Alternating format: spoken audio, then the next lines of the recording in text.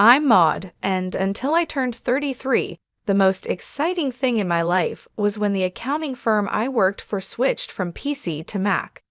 Not exactly thrilling, right? But then everything changed at a friend's birthday party. That night, I stood in the corner of a cramped living room, holding a soda and feeling uncomfortable in my too tight dress.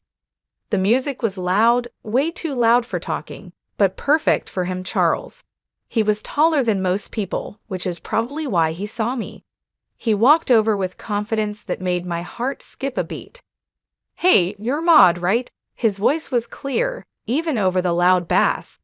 Yeah, and you are?" I sipped my drink, trying to look calm. "Charles, I see you around. Mind if I join you?" He didn't wait for an answer, just stood next to me. "Not at all," I said, my voice nearly drowned out by the latest pop song blaring through the speakers. "So, Maud, what brings you here tonight?" he asked, leaning in. His tone was casual, but his eyes were intense. "Just here to celebrate Jessica's birthday. You know her long?" "Yeah, went to college with her. She keeps inviting me to these things. Can't say no, can I?" We laughed, and it felt natural, easy. "I get it. I work with her. She's kind of hard to say no to." "An accountant, right?" She mentioned it. He nodded like he already knew. "That's right. Numbers are my game," I joked, even though I usually found nothing funny about spreadsheets. "Sounds thrilling," he grinned, and I couldn't tell if he was teasing me or not. "Oh, absolutely. It's all wild parties and high stakes in the accounting world." We laughed again, and I felt at the ease of talking to someone genuinely interested in what I had to say. It was new, exciting, and a bit scary. "You want to grab some air," he suggested, nodding towards the backyard. I nodded, grateful to escape the noise. Outside, the cool air was a relief.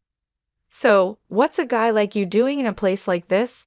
I asked, trying to sound more confident than I felt. "Just looking for a good time, I guess, and maybe someone cool to hang out with," he said with a smile that made his eyes crinkle at the corners. We talked about everything and nothing: movies, books we liked, how he was into graphic design, but stuck in a corporate job he didn't love. It felt like we'd known each other for years. As the night wound down, he pulled out his phone. "Can I get your number? I'd really like to see you again, Maud."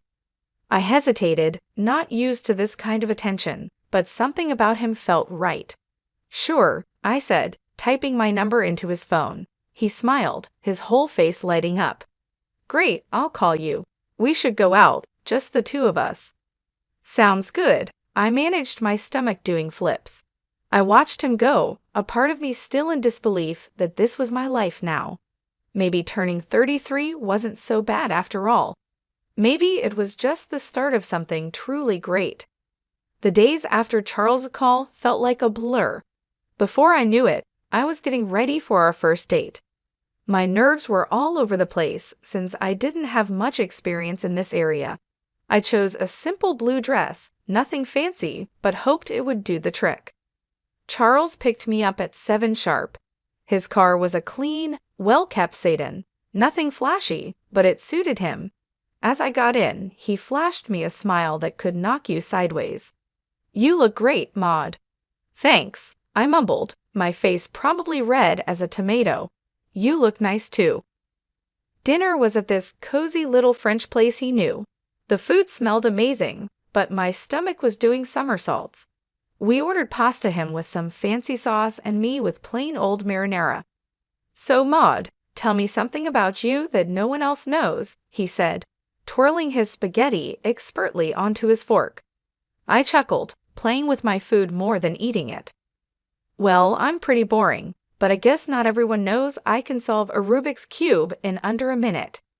He raised his eyebrows. "Really now? That's pretty cool. You'll have to show me sometime." "Sure," I said, starting to relax a little. "What about you? Any hidden talents?" "I make a mean breakfast burrito," he boasted with a grin. "Best you'll ever have." "I'll take your word for it. Maybe you can prove it sometime." I teased. The conversation flowed, and for the first time in a long while, I felt like I was exactly where I was supposed to be.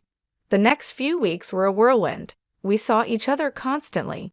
Charles would come over after work, and I'd meet him for lunch near his office. He showed me his favorite spots around town, little nooks I'd never noticed before. It was like seeing the city for the first time. Things took a serious turn when he invited me to meet his parents, Brian and Camille. They lived in a small, cozy house full of photos and little decorations. Camille hugged me the second we walked in. "Oh, we've heard so much about you, dear," she said, squeezing my shoulders. "She's lovely," Charles said, and I could tell he was pleased. We sat down to dinner, and the conversation was nonstop. "So, Maud, Charles tells us you're an accountant. That must be interesting," Brian said, passing me the potatoes. "It has its moments," I replied. "Mostly just numbers, but I like the order of it." "And how's your family?" Camille asked, genuinely interested. "They're good, thanks. My dad's a businessman, always busy, but he's been really supportive of me. It was all happening fast, but it felt right. It was as if everything in my life had been leading up to this meeting. Charles feeling like someone finally saw me for who I was, not just some plain Jane accountant." One evening, a few months into our whirlwind romance, we were walking along the riverbank. The city lights reflected off the water, and it was pretty in a postcard kind of way. "Maud, I've been thinking," he started, stopping and facing me. "Yeah?" I asked, my heart starting to race. "I don't want to wait any longer. I know this is fast, but will you marry me?" Just like that, my world changed. No hesitation, no doubt, just a simple, "Yes, Charles, I'll marry you."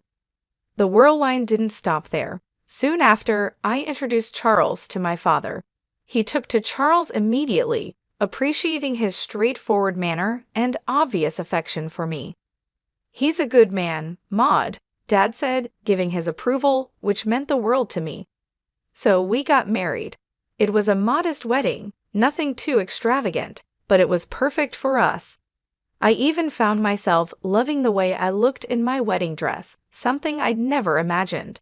Smiling wide, I posted photos on my social media, sharing my joy with friends and family. After the wedding, life didn't slow down, it picked up pace. Charles and I barely had time to savor our newly bliss before he suggested something big. "Hey Maud, I've been thinking," he said one evening as we unpacked another box of wedding gifts in our cramped apartment. "How about we move in with my folks?" I paused, holding a coffee mug in my hand. "Live with your parents?" He nodded, looking serious. "Yeah, they're not getting any younger, and I'd feel better if we were around to help out. Plus, it would save us some money on rent." It made sense, but moving in with the in-laws, that was sitcom territory.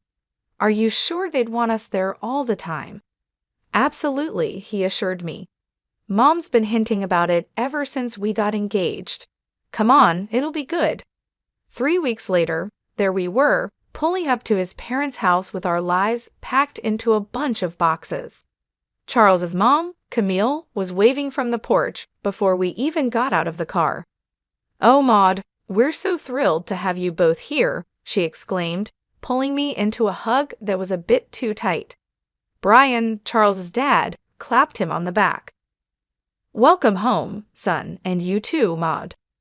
The house was cozy, stuffed with furniture that looked like it belonged in a museum of the 1973s. I tried to keep a smile on my face, but I was already missing our little apartment. Charles sensed my hesitation. "It's going to be great, you'll see," he whispered as we carried boxes inside. The first few days were an adjustment. Camille was constantly hovering, always popping into our room to ask if we needed anything. "Just making sure you're comfortable," she'd chirp, while I tried not to cringe at the invasion of privacy. One evening, we all sat down for dinner, Charles, me, Brian, and Camille. The conversation was painfully mundane until Charles dropped another bomb. "So the house needs some major repairs," he announced casually between bites of meatloaf. I choked on my mashed potatoes. "Repairs?" "Yeah, the roof's a mess, and the plumbing's from the dark ages," he said. Brian nodded solemnly. "We were thinking," Charles continued, avoiding my gaze, that maybe we could all chip in for the costs. I glanced at Camille, who was suddenly very interested in her plate. All of us. Well, I just got this pay cut at work, Charles muttered, so I'm a bit strapped at the moment. There it was. I felt a knot form in my stomach. I'll see what I can do, I managed to say, even though I wanted to say much more. Camille perked up, tears welling in her eyes. Oh, Maud, that would be so helpful. You're such an angel. The next few weeks were a blur of contractors and repairs. I wrote checks and smiled through gritted teeth as Camille gushed about how wonderful the house was looking. Brian slapped me on the back. You're really part of the family now, Maud. Part of the family, sure, the part that pays for everything. One particularly grueling day, after yet another round of expensive decisions, I felt completely drained. I collapsed on our bed, exhausted. Charles came in and sat beside me. Thanks for handling all this, Maud, he said, sounding almost sincere. It's fine, I lied, staring at the ceiling. I just didn't realize how much it would be. He squeezed my hand. It'll all be worth it. This is for our future, right? Our future, I echoed, not sure whose future we were building anymore. As I lay there listening to Charles's steady breathing, I couldn't help but wonder if moving in was the right decision. But there was no going back now. I was in this deep and had to see it through, whatever the cost. After the renovations, the house looked great, like something out of a magazine. Despite the financial strain, I felt a bit of pride looking around. We decided to throw a small dinner party to celebrate, just the four of us. That's when everything took an unexpected turn. We were in the middle of dinner, laughing and sharing stories, when Camille suddenly got quiet. The room felt heavy all of a sudden. She looked at Brian, then at us, and her eyes were teary. We need to tell you both something important, she said, her voice shaky. Charles and I exchanged looks. What's going on? I asked, my stomach tightening. Brian took a deep breath. The house? It's mortgaged, heavily mortgaged. We owe $300,000, and the bank could take it away if we don't settle the debt in 3 months. My fork clattered to my plate. What? You mean all the repairs we just paid for? Camille started sobbing. We were ashamed and thought we could manage it, but after the repairs and everything, there's just no way. I felt like I was in a bad dream. All the money, all the effort, and it was for a house that wasn't even secure. So, what are you saying now? My voice was sharper than I intended. Well, Charles started, his eyes avoiding mine. I was hoping maybe, Maud, you could talk to your father. Are you serious? I snapped, my voice rising. Ask my dad for $300,000? It's just, after his help, the house would be secure for us, for our future, Charles pleaded. Camille's sobbing grew louder, making me feel like the villain in this crazy drama. Please, Maud, it's our home. We've spent decades in this house. I was furious, but the tears and the pleading wore me down. I'll think about it, I finally muttered, feeling trapped. The next day, I called my dad, hesitantly explaining the situation. To my surprise, he agreed to help, but on one condition. I'll give the money, Maud, but only with a formal agreement, a receipt. I want everything documented. When I told Charles about my dad's condition, he wasn't happy. Why does it have to be so formal? Can't he just trust us? It's $300,000, Charles. It's a lot of money, and he's just being cautious, I argued, feeling the distance between us grow. He'll get his paperwork, Charles muttered, clearly annoyed. The paperwork was drawn up, and the money was transferred. Camille and Brian were relieved, constantly thanking me, but the air between Charles and me had changed. There was a coldness that wasn't there before. Just when I thought my life couldn't get any darker, tragedy struck suddenly. Maud, it's your Kayla, it signs. Her voice came through the line shaky and choked. Your dad, he had a heart attack. It's bad. My heart dropped to my stomach. What? How is he? He didn't make it. Honey, I'm so sorry. The phone nearly slipped from my hand. No, that can't be right, I mumbled, numb. I hung up and turned to find Charles standing in the doorway. What's wrong? He asked, his voice low. My dad, he's gone, I managed to say before everything inside me broke and I started sobbing. Charles came over and put his arm around me, but it felt like being hugged by a stranger. I'm sorry, Maud, he said, and it sounded sincere, but I was too lost in my grief to really hear him. Exhausted from another long day of funeral planning and dealing with the agency, I came home earlier than usual. I expected the house to be quiet, but as I inserted my key into the front door, I heard voices from the living room. It was Charles, his tone dripping with frustration and disgust, talking to his parents. I can't do this anymore. Living with her is driving me nuts. It's too much, Charles complained. His mom, usually so sweet and understanding, replied in a stern whisper, You have to hold on a bit longer, Charles. We need to figure out what to do with those receipts your father-in-law had. Maud has them now. The sooner I get out, the better. I'll grab those receipts and destroy them, and then I'll start all over again with that rich beauty I told you about. Charles's voice was cold and calculated. I felt a chill run down my spine. Here I was mourning my father, while the people I thought I could trust were plotting behind my back. I realized the family I lived with was plotting behind my back. They weren't the loving family I thought I married into. Instead, they saw me as a way to fix their financial troubles. Rage mixed with shock, but I knew I had to keep my cool. So I slammed the door loudly as if I had just come in, disrupting their scheming. Oh, Maud, you're back early. How did everything go with the funeral plans? Camille's voice shifted instantly to one of concern, her eyes wide with fake innocence. I forced a smile, my stomach turning. It's all coming together, thanks for asking. As I spoke, I could see the quick glances they shot each other, their faces a mask of fake concern. It made my skin crawl knowing their true colors. But I realized that showing my cards now wouldn't help. I needed to be smart. I needed to protect what was mine and possibly even get some justice for their deceit. The funeral was somber, the air heavy with grief and murmured condolences. But as the ceremony wrapped up and we returned to Charles's parents' house, the true colors of the family I married into began to show. As we gathered in the living room, sipping on lukewarm coffee, Charles's demeanor shifted.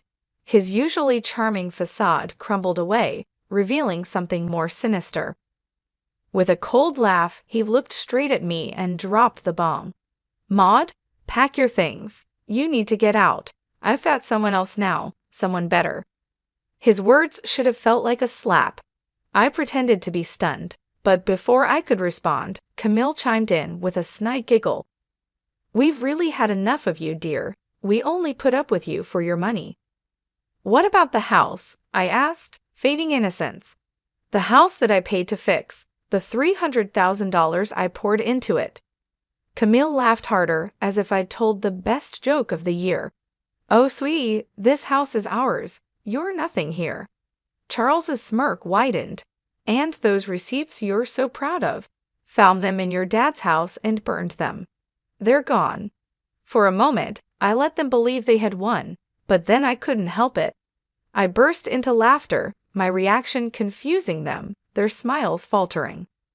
Why are you laughing? What's so funny? Charles demanded.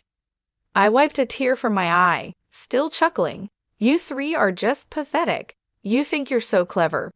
The receipts you destroyed. They were copies. The real ones are safe with my lawyer. The color drained from their faces. Charles's arrogance turned to panic. You can't prove anything, he stammered. I can, and I will. I shot back, my voice steady and firm. Now, I want my money back, all of it, or my next call is to the police. Charles and Brian looked at each other, their earlier confidence replaced by fear. Brian, usually so bold and brash, began to plead. Maud, please, let's talk about this. We can sort something out. With the truth out and leverage in my hands, Negotiations with Charles and his parents dragged on longer than I expected. It was clear they were trying every angle to sway the terms in their favor, but I wasn't about to budge. "Look, it's simple," I stated firmly during one of our many discussions at their now legally mine kitchen table. "The house gets transferred to my name in exchange for the money. That's the deal. No more games." Finally, they relented. We all agreed that the best course of action was to make everything official and legal. I insisted that everything be documented by a lawyer and confirmed with the proper papers. "I want no corners cut," I emphasized. At the lawyer's office, the atmosphere was tense as documents were signed and notarized. I watched closely as each signature was applied, ensuring there was no room for further deceit. Once everything was finalized, I collected the documents related to the transfer and turned to Charles's mother, who looked deflated yet somehow still carried a hint of her former haughtiness. "I'll be keeping these in a safe place," I said, holding up the papers before slipping them into a folder, just to ensure no one is tempted to pull any stunts. With the legalities handled, the divorce proceedings were straightforward. Charles was quiet, his earlier arrogance nowhere to be seen. When the final papers were signed, I felt a weight lift off my shoulders, a chapter closed. On the day they moved out, I stood on the porch of my now fully owned house and watched Charles, his mom, and Dad carry their belongings to a rental van. Their movements were slow, the mood somber. I couldn't help but feel a mix of satisfaction and sorrow. This wasn't how I imagined my marriage ending, but under the circumstances, it was the best possible outcome. After everything settled down and I began to enjoy my newfound peace, word got back to me through friends about Charles and his situation. Apparently, the grass wasn't greener on the other side. His mistress had dumped him not long after our divorce, and his parents were now crammed into a tiny apartment, a big downgrade from the comfortable house they once had. It seemed karma had caught up with them quicker than I expected. Despite their situation, they started reaching out to me, bombarding me with calls and messages, probably hoping to weasel their way back into my life or at least my house. But I was done with their deceit. I blocked their numbers without a second thought and blacklisted them on all social media. It was liberating to cut the final threads that connected us. One afternoon, as I was enjoying a quiet moment with a book in my living room, there was a knock at my door. Peering through the peephole, I saw Charles standing there, a pathetic figure holding a bouquet of flowers. The audacity of it made me scoff. Opening the door, I couldn't help but laugh outright at the sight of him. "Really, Charles? Flowers?" He shuffled uncomfortably, the bouquet seeming to wilt along with his spirits. "Maud, I've realized so many things. I was wrong, terribly wrong. Remember when you told me I disgusted you?" I interrupted, leaning against the doorframe, not hiding my amusement at his discomfort. "What changed, Charles? Run out of options?" He looked down, the shame clear on his face. I made mistakes, but I'm here to make things right." I shook my head, almost feeling sorry for him. "Almost. You're not here to make things right, Charles. You're just desperate to get back to your comfortable life. But guess what? That life doesn't exist anymore, not for you." His face fell, and he took a step back as if my words were physical blows. "Maud, please." "Save it," I cut him off sharply. "I want you to leave. Don't come back here. We're done. Forever." Charles stood there for a second longer, his hope visibly crumbling. Then, without another word, he turned and walked away, his shoulders hunched in defeat. I returned to my book, feeling a sense of finality and relief. I smiled to myself, feeling the quiet of the house wrap around me like a comforting blanket. It was such a stark contrast to the chaos that once filled this space. The constant noise, the tension, the deceit, all of it was gone now. I could finally breathe deeply without the weight of worry on my chest. I was finally at peace, living life on my terms. I glanced around the room, taking in the calm atmosphere. The sun streamed in through the windows, casting a warm glow over everything. I realized how much I loved this house now that it was truly mine. The walls, once witnesses to arguments and schemes, now seemed to echo with serenity and contentment. I thought back to the days of turmoil and manipulation, remembering how trapped I felt. Charles and his family had taken so much from me, both emotionally and financially, but now they were out of my life for good. No bouquet of flowers or sweet talk could change that. Their attempts to manipulate me were over. As I sipped my tea and returned to my book, I felt a sense of triumph. I had faced betrayal and heartbreak, but I had come out stronger on the other side. I had taken control of my life and my future. The peace I felt now was well-earned and deeply cherished. I was truly finally free. Free from lies, free from deceit, and free to live my life as I chose. The future stretched out before me, full of possibilities and opportunities. I smiled again, knowing that whatever came next, I was ready for it.